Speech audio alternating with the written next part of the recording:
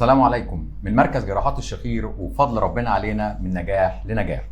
الشيخ عبد الهادي عبد الجواد من المدينة المنورة من المدينة المنورة السعودية، صاحب أجمل ابتسامة شبه قابلناها في حياتنا الحمد لله. أول ما دخل عليا لغاية النهاردة احنا بقالنا تقريبا 12 ساعة عاملين العملية امبارح، عملية شخير، عملية كبيرة ومسافر بكرة الصبح وعايز يطلع معانا ونتكلم. انا عايزك تحكي لي بقى اول حاجه. ايوه الحقيقه اول سؤال يعني بيطرق على يعني على ذهني وذهن الناس. معانا طبعا ابنه الاستاذ ياسين برضو ما شاء الله 72 سنه، ما خفتش تعمل عمليه؟ ده سؤال مهم، انا اللي بساله مش الناس اللي بتساله. السمعه وعايز ارتاح خلاص. انا صابر 15 سنه تقريبا. 15 سنه؟ هاي بالصوت وبالشخير والعذاب. بالعذاب ما نام الا يمين وشمال بس على ظهري ما اقدرش. خليني اكلمك، يعني ما جيتش قلت مثلا في نفسك او ياسين قال لك او حد من الاهل في السعوديه يا راجل ما خفتش 72 سنه وتخش تعمل عمليه وعمليه شخير وهنشيل لوز وانت عندك 72 سنه؟ ده سؤال بيدور في مخ اي واحد بيتفرج علينا دلوقتي. صح هتقول ايه؟ هقول ما دامت معانا ربنا ما نخافش، وهذا العلم. اطلب العلم من المهد الى اللحد، والايام بتتغير والسنين بتتغير والعلم بيتقدم كتير.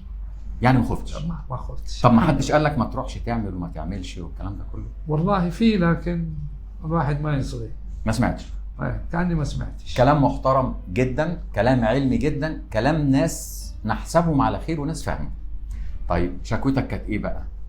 شكوتي 15 سنه قلة النوم، اقوم تعبان زهقان بس عايز ارجع انام تاني.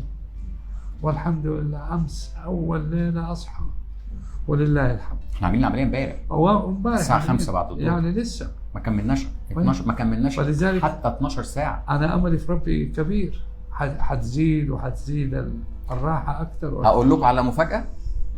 الشيخ عبد الهادي واقف معانا بيتكلم والدعامه في مناخيره جوه الانف. صح. وبيتنفس. وريني كده. هو مش باينه لكن النفس باين وبياخد نفسه كويس جدا. الحمد لله ولا شيء، فضل من ربنا. طبعا الفضل كله يعود لله ثم لك انت. الحمد لله. احنا عملنا له حاجز انفي عشان بس تبقوا معانا ومتصورين يعني هذا الشخص الجميل الحقيقه.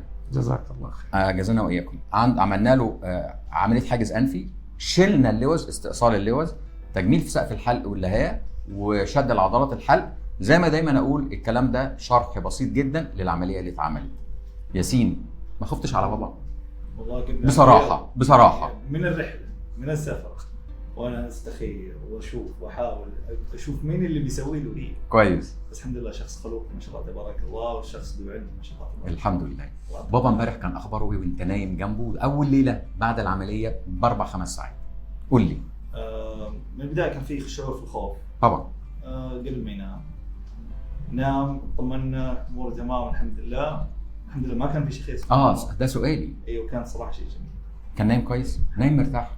ما تسأل اكيد. ما انا اسالك انت، لو اساله هو. نمت امبارح كام ساعه؟ الحمد لله اظن 8 ساعات متواصله؟ لا بس عشان اصلي الصبح. تمام. ايه تمام. وبعدين عادت كمان جلست شويه ورجعت نمت كملت نوم عميق الحمد لله. فعلا. قمت فايق ولا كان زي قبل كده بتقوم كسلان؟ اصلا قوم ساعه الصبح زي الحصان. الحمد لله. هذه الابتسامه الجميله دي يعني احنا بنغبطه عليها الحقيقه. يعني مقبل على الحياه جدا ودم خفيف ما شفناهوش قبل. حتى جوه اوضه العمليات وهو بيتخدر، يعني هو اللي بيعمل يعني زي ما بيقولوا ايه، روح كده حلوه. وان كان احنا عندنا دكتور التخدير واحنا العين وهو داخل بنفضل نضحك ونهزر ونعمل، لكن هو اللي كان بيضحك. الله يرضى. صح. اي والله جزاكم الله خير. واتمنى انه اجيك ثاني مره مو في عياده، في مستشفى ان شاء الله. لا انا ده فضل من ربنا لا، عليا، لا، وده كفايه عليا قوي. الله يزيدك من نعيمه. هو صح كل شيء كفايه، ربنا يكرمك. لكن اذا ان شكرته لا ازيدك. هذا هو. تمام. وان شاء الله اذا كان لنا زياره ثانيه ولا أكيد. وطبعا حبلغ اي احد ولا اي شيء بالعنوان وهذا، واسمع الاخبار منهم ومنك. انا عايز انت اللي تهمني. الله يسلمك. اخبارك ايه وحالتك ايه ان شاء الله. على فكره اخونا الشيخ عبد الهادي احنا مركبين له مانع الالم الحمد لله. اخبار الالم ايه؟ ده سؤال مهم. لا والله الحمد لله مفيش حاجه. لا. النهارده هتخرج رجال فكر شيلوه هذا ما نشيل ولا على الالم ده ولا حق حملته وقاعد يبخل من هنا. فخلاص مرتاح ان شاء الله. الحمد لله. مسافر امتى؟ بكره ان شاء الله. بكره ان شاء الله على السعوديه، على المدينه. على المدينه تدعي لنا هناك ان شاء الله. ان ربنا يكرمك. قادر الكريم ان شاء الله. ونيجي نزورك هناك ان شاء الله. ليه لا والله تشرفني. ربنا يكرمك. اقول لهم هذا اللي فضل ربنا اللي هو الله ثم طبعا. أيوه. طبعا كله بإرادة ربنا والحمد الحمد لله.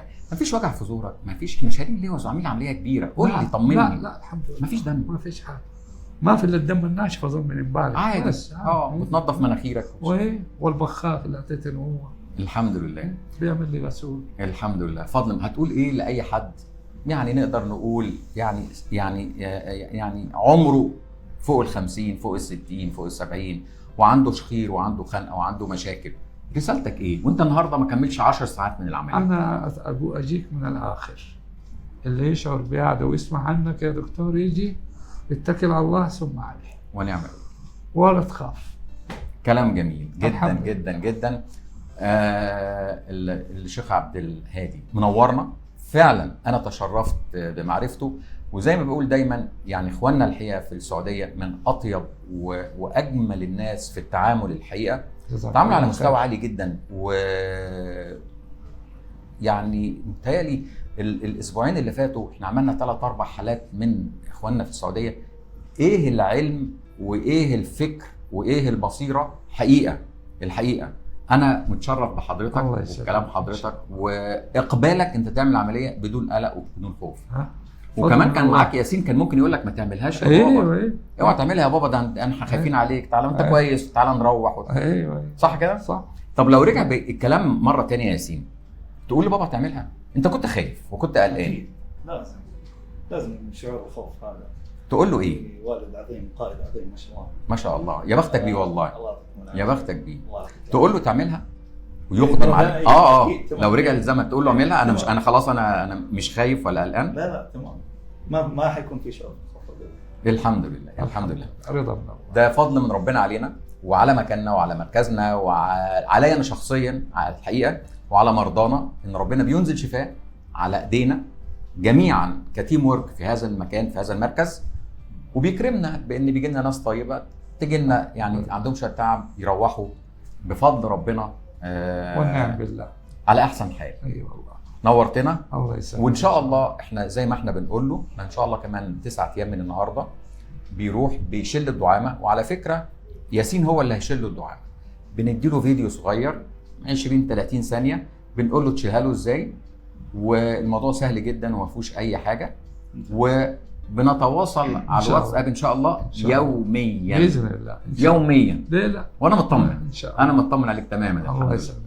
الحمد لله على سلامتك كمان مره، والحمد لله على سلامه بابا ياسين. وزي ما بنقول دايما هذا من فضل ربنا علينا وعلى مكاننا. واللهم علمنا ما جهلنا وانفعنا بما علمتنا. مع تحياتي ودعواتي دكتور هشام ابراهيم. شكرا جزيلا.